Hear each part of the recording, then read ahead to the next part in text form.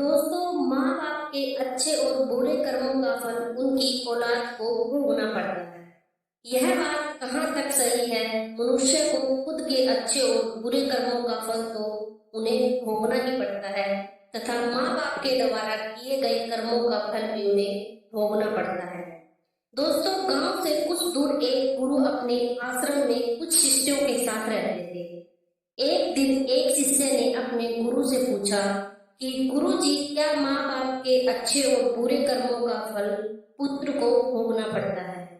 तभी महात्मा शिष्य से कहते हैं, हाँ, अवश्य ही भोगना पड़ता है। आज हम आपको एक प्राचीन समय की बहुत ही महत्वपूर्ण कथा सुनाते हैं, जिसे सुनने के बाद आपको पता चल जाएगा कि कैसे माँ बाप के पुण्य कर्मों का फल और बुरे कर्मों का फल उनकी औलाद को मिलता है या भोगना पड़ता है। प्राचीन काल की बात है। एक गांव में एक किसान रहता था। वह किसान बहुत ही गरीब था। किसी तरह से मेहनत और मजदूरी करके अपने घर का खर्च चलाता था।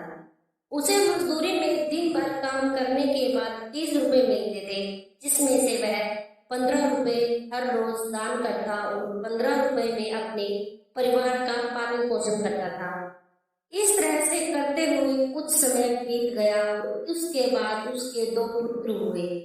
अब उस किसान के परिवार में कुल 4 सदस्य हो गए। 2 वह पति और पत्नी और 2 उनके जुड़वा लड़के। धीरे धीरे उनके पालन पोषण में किसान को समस्या होने लगी, क्योंकि इधर दिन के दिन महंगाई बढ़ती जा रही थी। एक दिन की बात है, किसान के लड़के ने अपने पिताजी से कहा कि पिताजी, आप दिन का 30 रुपए कमाते हैं, जिसमें से 15 रुपए आप दान कर देते हैं और 15 रुपए में हम अपना गुजारा कैसे कर पाएंगे?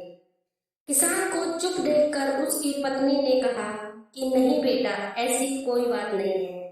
आपके पिताजी रोज 30 रुपए कमाते हैं, उनमें से 15 रुपए दान कर देते हैं। यह तुम्हारे लिए ही दान करते हैं, दूसरों के लिए नहीं। लेकिन वह दोनों लड़के इस बात को नहीं समझते थे, क्योंकि वह दोनों नन्हे बालक थे। फिर इसी तरह से कुछ समय बीतता गया और किसान के दोनों लड़के धीरे धीरे बड़े होने लगे। इधर किसान की एक दिन काम करके घर आते समय कार से टकराकर मृत्यु हो जाती है। उस किसान की पत्नी और उसके दोनों लड़कों को पिता की मृत्यु की खबर मिली तो उनको बड़ा दुख हुआ। एक दिन किसान के दोनों लड़कों ने अपनी माँ से पूछा कि माता जी, हमारे पिताजी कहाँ चले गए? किसान की पत्नी ने कहा कि बेटे, तुम्हारे पिताजी हम सबको छोड़कर के यमराज जी के पास चले गए हैं। जब तुम्हारे पिताजी थे तो रोजाना 30 रुपए कमाते थे और 30 रुपए की बचत करते थे। हमारा पालन पोषण उसी रुपए में करते थे और बाकी का वह दान करते थे। अब हमारा पालन पोषण कैसे होगा? कैसे हमारा पेट भरेगा? माँ ने अपने दोनों बच्चों से कहा, पुत्रों, जिस घर में गरीबी होती है उसका कोई सहायक नहीं होता। उससे सभी दूर भागने लगते हैं, सिवाय ईश्वर के, क्योंकि वही गरीबों के सहायक होते हैं।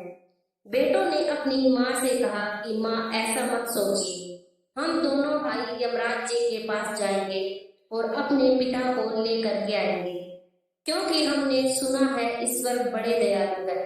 हमारे दुखों को देखकर हमारे ऊपर अवश्य ही उन्हें दया आएगी और वह हमारे पिताजी को हमारे पास अवश्य ही भेज देंगे।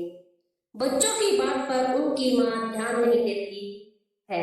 एक दिन की बात है, किसान की पत्नी अपने दोनों लड़कों को घर पर छोड़कर गांव में किसी काम के लिए चली गई और उधर उसके दोनों लड़के, दोनों भाई आपस में सोचने लगे, क्यों ना हम यमराजपुरी में यमराज जी के पास चले और अपने पिताजी को वापस लेकर आए।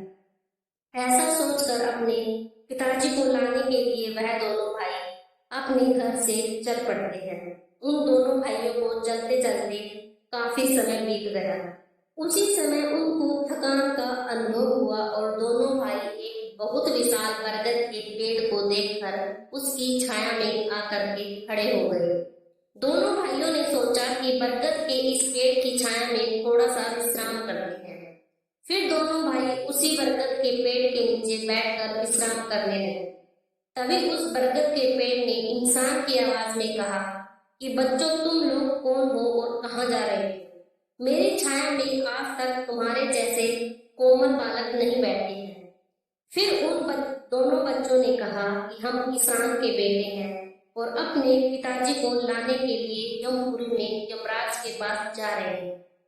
उस बरगद के पेड़ ने जब उन बच्चों की बात सुनी तो वह पेड़ बोला कि पुत्रों, तुम मेरे लिए भी यमराज से एक प्रश्न पूछ कर आना। वह कहने लगा कि मैं कई वर्षों से यहाँ पर लगा हुआ हूँ, लेकिन मेरा एक भी पत्ता जमीन पर नीचे नहीं गिरता और ना ही मेरी डालियां कभी सूखती है। मैं कितने वर्षों तक और यहाँ पर खड़ा रहूंगा। मैंने अपने पूर्ण जन्म में ऐसा कौन सा पाप किया है जिससे मुझे इस अवतार में मुक्ति नहीं मिल पा रही है। इसका कौन सा कारण है। तब उन दोनों लड़कों ने कहा कि ठीक है, हम यमराज जी से आपका यह प्रश्न जरूर पूछ कर आएंगे। फिर इतना कहकर वह दोनों बालक वहां से चले जाते हैं। चलते चलते रास्ते में उन्हें एक बहुत ही भयानक बड़ा सा भालू मिल गया। उस भालू को देखकर वह दोनों भाई डर के मारे कांपने लगे और खड़े हो गए। वहां से वह दोनों भाई भागने वाले थे, तभी भालू मनुष्य की आवाज में बोलने लगा, बच्चों तुम मुझसे डरो मत, मुझे इतना बताओ कि तुम कौन हो और कहाँ जा रहे हो।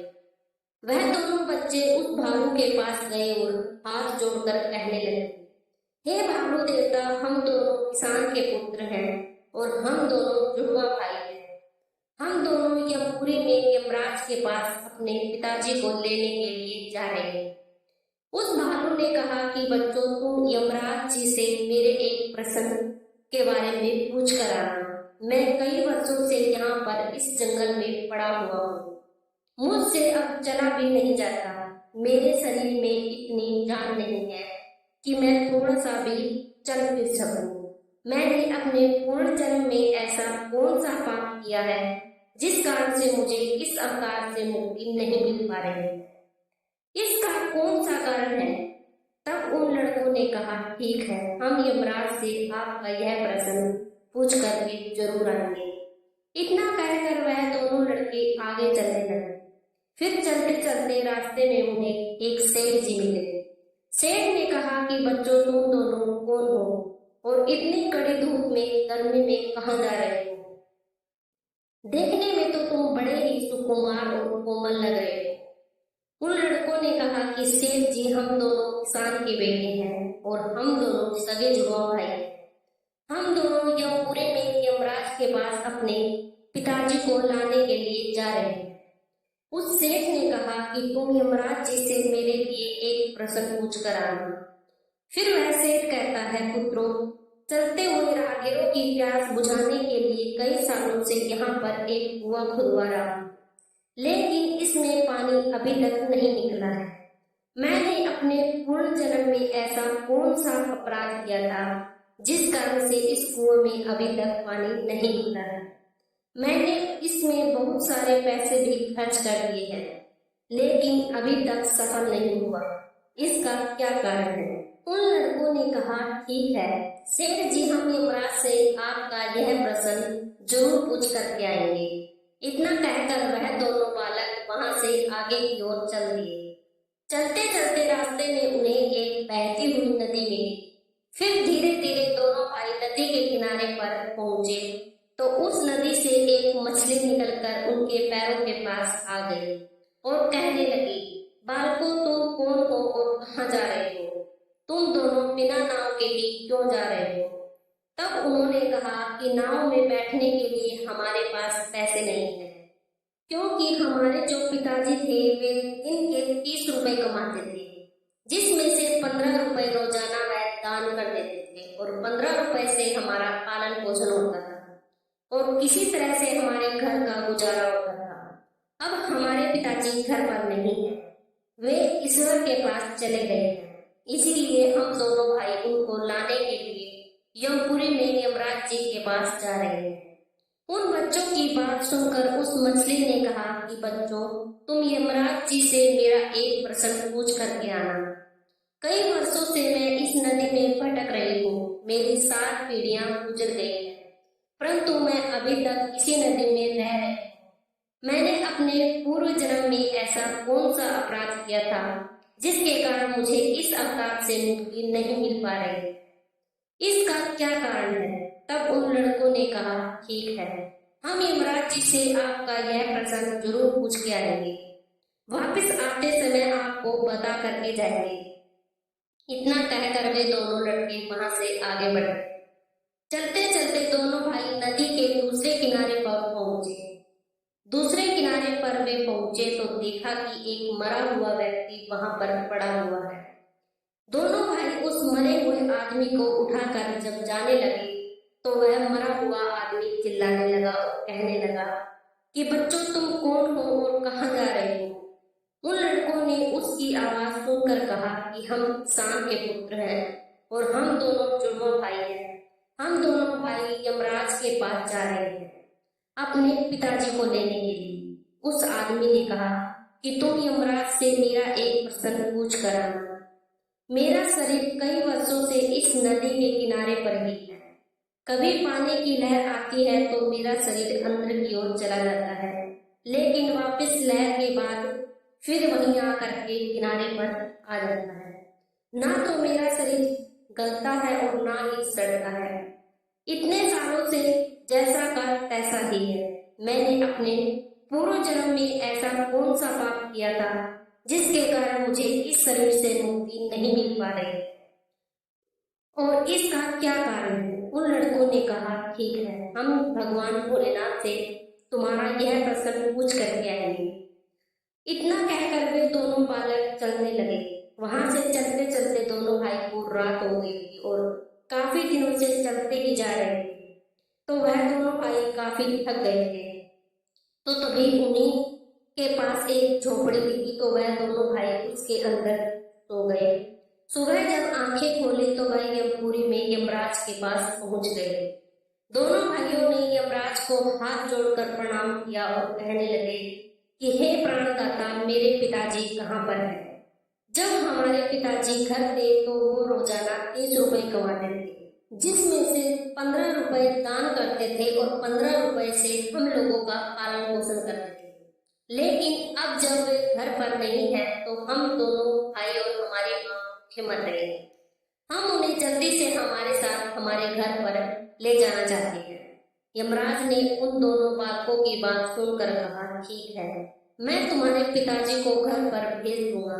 पहले तुम दोनों भाई यहाँ पर बैठो। यमराज जी ने उन दोनों बालकों को अपने पास बैठाया और उनको भोजन कराया। भोजन कराने के बाद पूछा कि तुम दोनों भाइयों को और क्या चाहिए? उन लड़कों ने रास्ते में जो जो उनको मिला था उनके प्रश्न यम से उन्हें यमराज ने उन सभी के प्रश्नों का उत्तर दिया और कहा कि हे पुत्रों, तुम दोनों जाते समय उन सबको उनके उत्तर बताते जाना। और यमराज ने कहा कि तुम दोनों अपने घर पर जाओ, तुम्हारी माँ तुम्हारा इंतजार कर रही है, तुम्हारे पिताजी तुम्हारे घर पर पहुंच जाएंगे। फिर दोनों भाई यमराज को प्रणाम करके वहां से वापस अपने घर के लिए चलने लगे। चलते चलते रास्ते में सबसे पहले उन्हें वही मरा हुआ आदमी मिला जो नदी के किनारे पर पड़ा हुआ था। उन दोनों लड़कों को देखकर वह मरा हुआ आदमी खुश हुआ और कहने लगा, बच्चों, तुमने यमराज से मेरा प्रश्न पूछा था? तब उन्होंने कहा कि हाँ, हमने यमराज से आपका प्रश्न पूछा था। यमराज जी ने कहा कि तुम पिछले जन्म में बहुत बड़े विद्वान थे, परंतु किसी को भी अपना ज्ञान नहीं बांटा। अब मर गए तो वह ज्ञान तुम्हारे अंदर ही अंदर खोल रहा है। जब तक तुम अपना ज्ञान किसी को नहीं बांटोगे तब तक तुम्हारी आत्मा को शांति नहीं मिलेगी। फिर उस मृतक आदमी ने कहा कि बच्चों, अब ऐसे हालात में मेरे पास ज्ञान लेने के लिए कौन आएगा? तुम ही मेरा ज्ञान ले लो। फिर उस मृतक आदमी ने दोनों भाइयों को जितना भी उनके पास ज्ञान था वह सारा ज्ञान उन दोनों बालकों को दे दिया और ज्ञान देने के बाद तुरंत ही उसकी आत्मा को मोक्ष की प्राप्ति हो गई। फिर दोनों भाई वहां से आगे चले। चलते चलते उन्हें वही मछली मिली। कहा कि बच्चों, क्या तुमने ईश्वर से मेरा प्रश्न पूछा था? उन दोनों बालकों ने कहा कि हाँ, हमने ईश्वर से आपका प्रश्न पूछा था। उन्होंने कहा कि तुम्हारे अंदर अमृत है, जब तक तुम इस अमृत को किसी को नहीं दोगी तब तक तुम ऐसे ही व्याकुल रहोगी। फिर मछली ने कहा कि बच्चों, अब कौन मिलेगा मुझे, तुम ही मेरा अमृत ले लो। फिर मछली ने अपना अमृत उन दोनों बच्चों को दे दिया और अमृत देते ही उस मछली की आत्मा को मोक्ष की प्राप्ति हो गई। इसी तरह से दोनों भाई वहां से आगे बढ़े तो चलते चलते रास्ते में उन्हें वही सेठ मिला जो राहगीरों के लिए कुआं खुदवा रहा था। उस सेठ ने दोनों ही लड़कों को देखा तो बड़े प्रेम से हाथ जोड़कर कहने लगा कि बेटे, तुम दोनों लोगों ने मेरा ईश्वर से प्रश्न पूछा था। उन्होंने कहा कि हाँ, पूछा था। ईश्वर ने कहा कि आपके घर में दो जवान कन्याएं कुंवारी बैठी हुई है। जब तक आप दोनों कन्याओं का विवाह नहीं करोगे और कन्यादान नहीं करोगे तब तक इस कुएं में से पानी नहीं निकलेगा। पहले जो आपका कर्म है उसे पूरा करिए। जो ईश्वर ने आपको दायित्व सौंपा है पहले वह करिए। आप कन्यादान करिए, उसके बाद इस कुएं को खुदवाइए। फिर उस सेठ ने कहा कि मैं अपनी कन्याओं के लिए लड़का कहाँ ढूंढने जाऊंगा। तुम दोनों मुझे बहुत ही सीधे स्वभाव के दिख रहे हो और सुंदर भी हो और दिखने में एक जैसे दिख रहे हो। अब तुम दोनों जवान भी हो गए हो और विवाह के योग्य भी हो गए हो। बेटा, तुम दोनों ही मेरी लड़कियों से विवाह कर लो। फिर उस सेठ ने अपनी दोनों लड़कियों का विवाह उन दोनों लड़कों के साथ करवा दिया। फिर सेठ ने वहां से अपनी दोनों बेटियों को बहुत सारा धन देकर विदा कर दिया। अब दोनों भाइयों को आगे चलते चलते रास्ते में वही भालू मिला। उस भालू ने कहा कि बच्चों, क्या तुमने ईश्वर से मेरा प्रश्न पूछा था? तब उन्होंने कहा, हाँ, पूछा था। ईश्वर ने कहा कि तुम्हारे पास जो एक कीमती हीरा है उस हीरे को धरती पर नहीं रखते हो और ना तुमने कभी किसी को दान दिया है। जब तक तुम इस हीरे का दान नहीं करोगे तब तक तुम्हारा शरीर ऐसे ही बना रहेगा। फिर उस भालू ने कहा कि बच्चों, मैं यह हीरा अब तुमको दूं, इस हीरे को तुम ही ले लो। फिर उस भालू ने अपना हीरा उन बच्चों को दे दिया। हीरे को देते ही उसकी आत्मा को मोक्ष की प्राप्ति हो गई। इस तरह से वे दोनों भाई अपनी पत्नियों को लेकर फिर आगे चलते गए। चलते चलते रास्ते में उन्हें वही बरगद का विशाल पेड़ मिला जिसके नीचे छाया में वे विश्राम करने के लिए बैठे थे। उसने पूछा कि बच्चों, क्या तुमने ईश्वर से मेरा प्रश्न पूछा था? उन्होंने कहा, पूछा था। ईश्वर ने कहा कि पूर्व जन्म में तुम्हारा काम गुरुकुल में बच्चों को शिक्षा देना था। तुम्हारा पद एक गुरु का था, परंतु तुम उसके बदले में छोटे छोटे बच्चों से अपना काम करवाते थे, हाथ पैर दबवाते थे और उन्हें अच्छी तरह से शिक्षा नहीं देते थे। तुम पूर्व जन्म में बहुत बड़े विद्वान थे, परंतु तुमने उन बच्चों को शिक्षा नहीं दी। उन बच्चों के श्राप के कारण तुम हिलडुल नहीं सकते हो। तुम्हारे अंदर जो ज्ञान भरा हुआ है उसे किसी को दे देना, इसके बाद तुम्हें फिर मोक्ष की प्राप्ति हो। उन दोनों लड़कों की बात सुनकर उस पेड़ ने कहा कि अब मैं यह ज्ञान किसे दूंगा, तुम ही ले लो।